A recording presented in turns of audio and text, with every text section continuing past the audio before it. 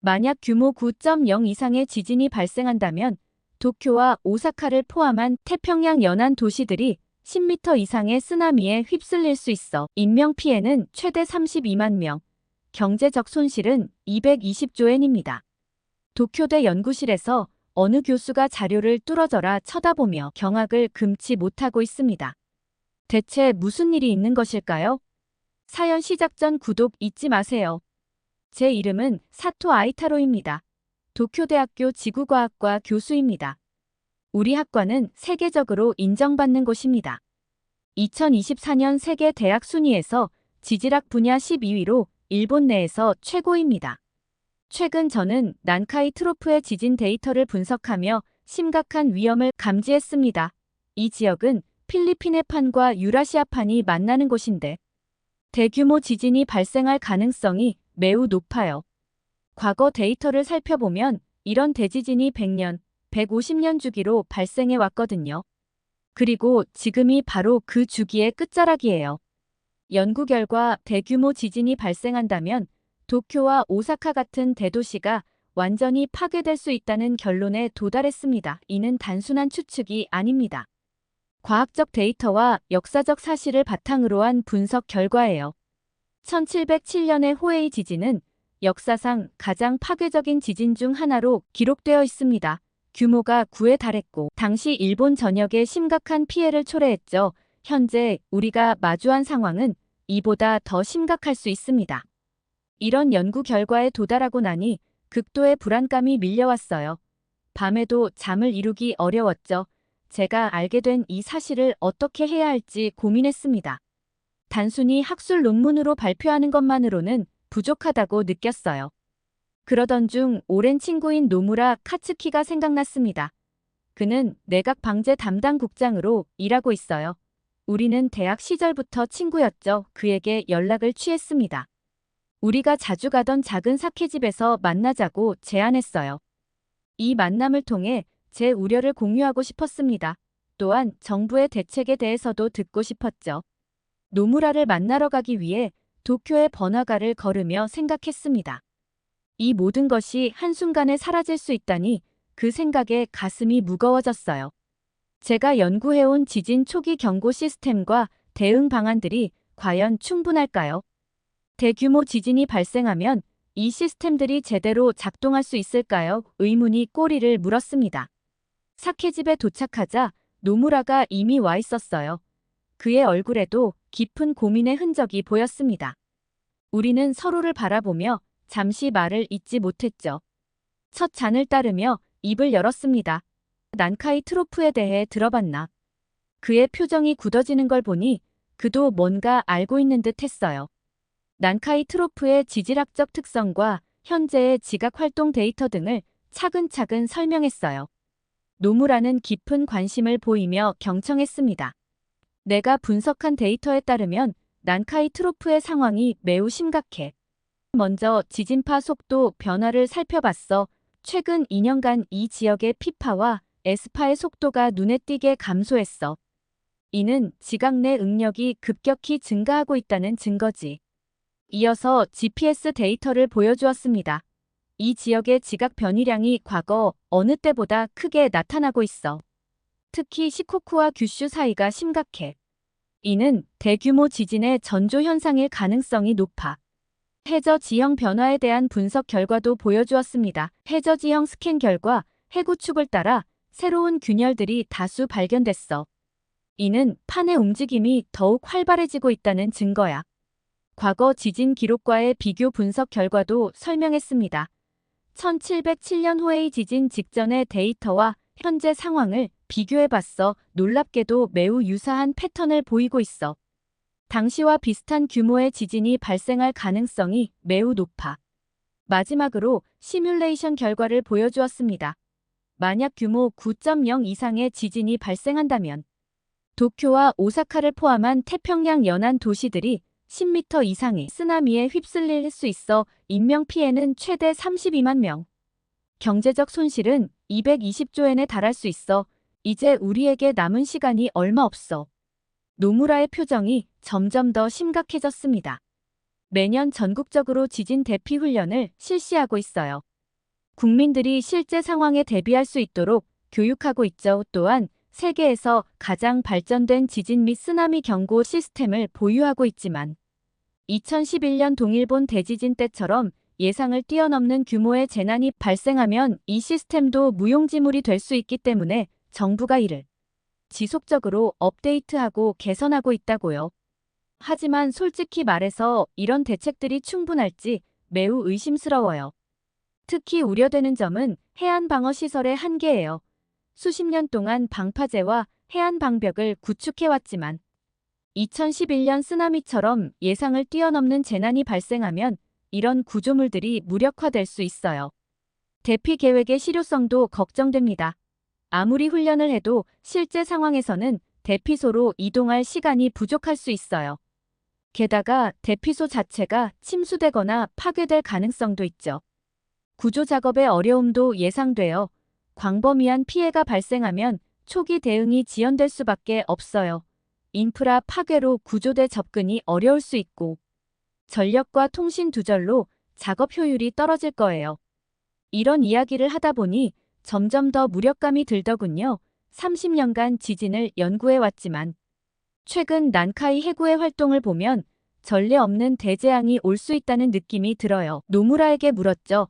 정부에서는 이런 상황을 어떻게 보고 있는지. 노무라는 심각한 표정으로 대답했어요. 정부도 상황의 심각성을 인지하고 있지만 공개적으로 밝히기 어렵다고요. 경제적 혼란을 우려해서죠. 우리의 대화는 점점 더 무거워졌어요. 예상을 뛰어넘는 규모의 지진과 쓰나미가 발생한다면 지금의 모든 대책이 무용지물이 될 수 있다는데 의견을 같이 했죠. 노무라는 이 대화의 내용이 절대 외부로 새어나가서는 안 된다고 강조했어요. 하지만 저는 국민의 안전을 위해 이 사실을 알려야 하지 않을까 하는 생각이 들었습니다. 우리는 밤이 깊어가는 줄도 모르고 대화를 이어갔어요. 일본의 미래와 우리가 해야 할 일에 대해 깊이 있게 논의했죠. 그러나 결론을 내리기는 쉽지 않았습니다. 노무라가 술이 좀 취하자 정부의 계획을 털어놓기 시작했어요. 그의 말을 듣고 저는 충격에 빠졌습니다. 노무라의 말에 따르면 정부는 난카이 트로프 지진 발생 시 10만 명에 대한 긴급 탈출 계획을 고려하고 있다고 해요. 그 대상은 주요 고위 지도층, 경제인사, 상류층과 그 가족들이라고 합니다. 이 계획을 위해 정부는 자위대의 모든 항공기를 동원할 예정이라고 해요. 민간 항공사와 선박까지 총동원된다고 합니다. 규모를 상상하니 아찔했죠. 더 놀라운 건 주요 대피 지역이었습니다. 한국의 제주도와 부산이 고려되고 있다는 거예요. 부상자나 긴급 환자는 인천과 서울로 이송될 계획이라고 하더군요. 노무라는 한국 정부와 협의 진행 여부는 말하지 않았어요. 그 말을 들으니 머릿속이 복잡해졌습니다. 이런 계획이 실행된다면 어떤 결과를 초래할지 상상이 되지 않았어요. 10만 명이라니, 그것도 특정 계층만을 위한 계획이라니 믿기 힘들었습니다. 노무라는 계속해서 세부 계획을 설명했어요. 자위대는 이미 난카이, 트로프 주변 지역에 여러 기지를 운영하고 있다고 합니다. 아이치현의 코마키 기지, 오사카와 교토 근처의 기지들, 시즈오카현과 도쿠시마현의 시설들이 동원될 거라고 해요. 이 모든 군사시설들이 피난민 수송을 위해 사용될 거라는 말에 저는 할 말을 잃었습니다. 국가의 군사력을 소수의 특권층을 위해 사용한다니 말이 되나요? 노무라는 한국의 수용 가능성에 대해서도 언급했어요. 한국이 지리적으로 가깝고 양국 간 협력 관계가 있어 가능성이 높다고 보는 것 같았습니다. 부산, 제주도, 울산, 인천, 서울 등이 주요 수용 지역으로 거론되고 있다고 해요. 각 지역의 특성에 따라 역할이 나눠질 거라고 합니다. 부산은 항구와 공항이 있어 주요 거점이 될 것 같고, 제주도는 넓은 평야와 숙박시설로 대규모 수용이 가능할 것 같다고 하더군요. 울산은 산업 인프라를 활용할 수 있고, 인천은 공항과 항구가 있어 유리하다고 봤어요. 서울은 의료시설과 인프라가 갖춰져 있어 중요한 역할을 할 거라고 합니다. 이 모든 이야기를 들으며 저는 깊은 고민에 빠졌습니다. 과연 이런 계획이 윤리적으로 옳은 걸까요? 국민 대다수를 버리고 소수만을 구하는 게 정부의 올바른 역할일까요? 더군다나 이런 계획이 실행된다면 한일 관계는 어떻게 될까요? 수많은 일본인들이 한국으로 피난한다면 그들은 어떻게 받아들여질까요? 과거의 역사적 갈등은 어떻게 될까요? 2011년 3월 11일 도호쿠 지방을 강타한 동일본 대지진을 잊을 수가 없습니다. 리히터 규모 9.0의 끔찍한 지진으로 1만 6천여 명이 목숨을 잃고 후쿠시마 원전 사고까지 발생해 전 세계가 충격에 빠졌죠. 그때 한국이 보여준 도움의 손길은 정말 놀라웠습니다. 먼저 한국의 경제적 지원이 대단했어요. 삼성, LG 등 한국의 대표 기업들과 일반 국민들이 모금한 성금이 무려 1,000억 원을 넘었다고 합니다. 이는 역대 최대 해외 재난구호금이었죠. 대한적 10자사를 통해 모아진 국민성금 445억 원은 모두 일본에 전달되었고 한국 정부도 별도로 10억 원이 넘는 인도적 지원금을 보내주었습니다. 한국 정부의 신속한 구조대 파견도 잊을 수 없습니다. 지진 발생 바로 다음 날 구조견 2마리와 구조대원 5명을 즉시 보내주었어요. 그리고 3일 후인 14일에는 102명의 대규모 구조대를 센다이에 파견했습니다. 한국 구조대는 가장 먼저 도착해서 가장 늦게까지 남아 활동했다고 해요. 그들은 위험을 무릅쓰고 후쿠시마와 가까운 센다이에서 구조 활동을 펼쳤습니다. 한국의 유명 연예인들도 앞다투어 성금을 냈다고 들었습니다. 많은 스타들이 개인당 10억 원씩 기부했다는 소식도 있었어요. 기업들의 참여도 대단했습니다. 특히 정유업체들은 기름을 직접 지원해 주었고 원자력 발전소 출력량 조절에 필요한 붕산까지 아낌없이 보내주었다고 합니다. 가장 감동적이었던 건 독도 수호대와 위안부 피해 할머님들의 모습이었습니다. 역사적으로 아픈 기억이 있음에도 불구하고 그분들까지도 일본 지진 피해자들을 돕기 위해 성금을 모으고 추모 집회를 열어주셨다고 해요. 이런 모습을 보며 정말 가슴이 뭉클했습니다. 당시간 나오토 일본 총리가 한국 언론에 특별 기고문을 게재한 것도 기억납니다. 한국은 가장 먼저 긴급 구조대를 파견하고 많은 구호물자를 보내줬다. 마치 가족이나 친구가 피해를 당한 것처럼 한국민들은 힘찬 격려를 해줬다고 말씀하시며 깊은 감사의 뜻을 전하셨죠. 한국의 이런 도움은 단순히 물질적인 지원을 넘어서는 것이었습니다. 어려운 시기에 이웃나라에서 보내준 따뜻한 마음과 격려는 우리 일본인들에게 큰 위로가 되었고 재난을 극복하는 데 큰 힘이 되었습니다. 이런 한국의 모습을 보며 우리는 과거의 역사적 갈등을 넘어 진정한 이웃 국가로서의 가능성을 보았습니다. 이런 한국의 따뜻한 지원을 생각하면 지금 우리가 한국에 대해 취하고 있는 태도가 과연 옳은 것인지 깊이 반성하게 됩니다. 우리는 그들의 도움을 잊지 말아야 하며 앞으로 양국 관계를 발전시켜 나가는데 이 기억들을 소중히 여겨야 할 것 같습니다. 그런데 이렇게 한국이 보여준 따뜻한 도움에 대해 우리 일본이 어떻게 대응했는지 생각하면 정말 부끄럽고 안타깝습니다. 우리는 그들의 선의에 제대로 보답하지 못했을 뿐만 아니라 오히려 배은망덕한 행동을 보여왔습니다. 가장 대표적인 예가 바로 위안부 문제와 관련된 우리의 태도입니다. 한국 정부와 2015년 합의를 했음에도 불구하고 우리는 계속해서 이 문제를 외교적 갈등의 원인으로 삼아왔습니다. 심지어 일부 정치인들은 위안부의 존재 자체를 부정하는 발언을 하기도 했죠. 또한 강제징용 피해자 배상 판결을 둘러싼 우리의 대응도 문제였습니다. 한국 대법원이 일본 기업의 배상 판결을 내리자 우리 정부는 이를 빌미로 수출 규제 조치를 취했습니다. 이는 사실상 경제 보복으로 양국 관계를 크게 악화시켰죠. 독도 문제에 대한 우리의 태도 역시 한국인들의 마음을 아프게 했습니다. 우리는 계속해서 독도가 일본 영토라고 주장하며 이를 교과서에 실어 다음 세대에게까지 잘못된 역사인식을 심어주고 있습니다. 더욱 안타까운 것은 이런 우리의 행동이 한국인들의 마음에 깊은 상처를 주고 있다는 점입니다. 얼마 전 강원도 고성에 큰 산불이 났을 때 일본의 한 뉴스 사이트에서 실시한 여론조사 결과가 충격적이었습니다.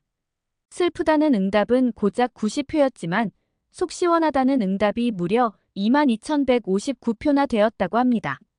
이는 우리가 얼마나 한국에 대해 그릇된 인식을 가지고 있는지 보여주는 단적인 예라고 할 수 있습니다. 이런 우리의 모습을 보면 과연 우리가 동일본 대지진 때 한국이 보여준 그 따뜻한 마음을 제대로 이해하고 있는지 의문이 듭니다. 우리는 그들의 도움을 받아놓고 정작 우리가 할 수 있는 최소한의 예의조차 지키지 못하고 있는 것은 아닌지 깊이 반성해야 할 것 같습니다. 그런데 이런 상황에서 우리가 난카이 트로프 지진 발생 시 10만 명을 한국으로 이송하려는 계획을 세우고 있다니 정말 걱정됩니다. 과연 우리가 그럴 자격이 있는 걸까요? 그동안 우리가 보여온 태도를 생각하면 한국이 우리를 받아들일지 의문입니다. 더군다나 이 계획이 일본의 고위 지도층과 경제인사, 상류층만을 대상으로 한다는 점은 더욱 문제가 될 수 있습니다. 우리가 그동안 한국에 보여준 태도를 고려할 때 이런 선별적인 대피 계획은 한국 국민들의 분노를 살 수 있을 것 같아요. 또한 이 계획이 실행된다면 한일 관계는 어떻게 될까요? 수많은 일본인들이 한국으로 피난한다면 과거의 역사적 갈등은 어떻게 해결될까요? 오히려 더 큰 갈등을 야기할 수도 있지 않을까요? 그리고 무엇보다 일본 국민들의 반응이 걱정됩니다. 이 사실이 알려진다면 어떤 혼란이 일어날지 상상조차 할 수 없어요. 대다수의 국민을 뒤로한 채 소수의 특권층만을 대피시키려 한다는 사실이 알려진다면 국민들의 분노와 실망은 엄청날 것입니다. 이런 계획을 추진하기 전에 우리는 먼저 한국과의 관계 개선을 위해 노력해야 합니다. 과거의 잘못을 인정하고 사과하며 진정성 있는 태도로 역사 문제를 해결하려는 모습을 보여야 해요. 그래야만 우리가 정말 도움이 필요할 때 한국이 다시 한번 손을 내밀어 줄 수 있지 않을까요?